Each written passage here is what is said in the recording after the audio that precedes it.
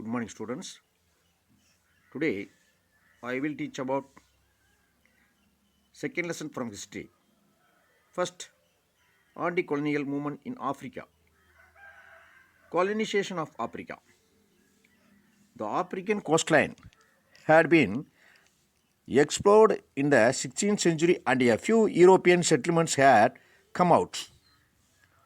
But the interior of Africa was unknown to the outside world until the last quarter of 19th century. Okay?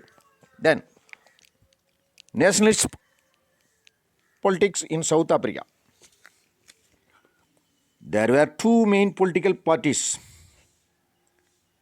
the Unionist Party, which was mainly British, and the South Africa Party, which had largely Afrikaners.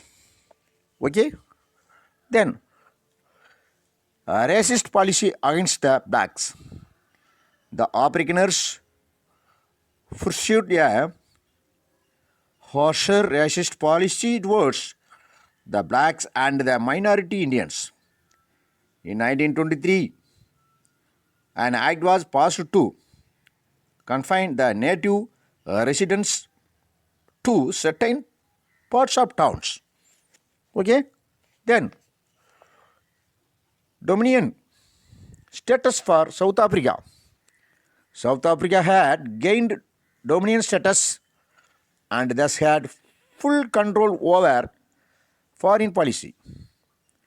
The World Economic Depression brought unemployment and bankruptcy. Okay?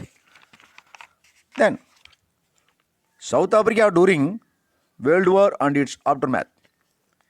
When the World War II broke out, the United Party split on the issue of South African support for Britain in the war against Germany. Okay? The next, political developments in South America. Mayas and Aztecs. Before the European discovery of America, three centers of civilization existed there in Mexico, in Central America, and in Peru in South America. Okay? Then, European colonization and its impact.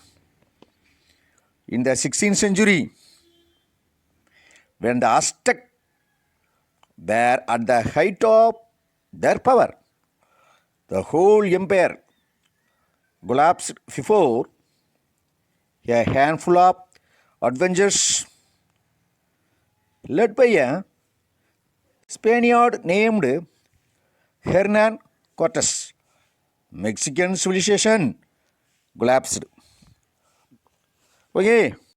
Next, impact of Napoleonic invasion of Spain and Portugal. The American and French Revolution provided inspiration to the Latin Americans. The Napoleonic invasion of Spain and Portugal in 1808 quickened the process of liberation struggle in South America. Okay? Then, the Monroe Doctrine. The fight for independence intensified when Napoleon fell in 1815. Some of the European kings wanted to help the king of Spain to crush the revolutionaries in the South American colonies. Okay? Then, disunity among Latin American nationalists. Latin American nationalists vowed not only Spain and Portugal, but also each other. In 1821, Central America seceded from Mexico. Okay? Then, U.S. imperial interests.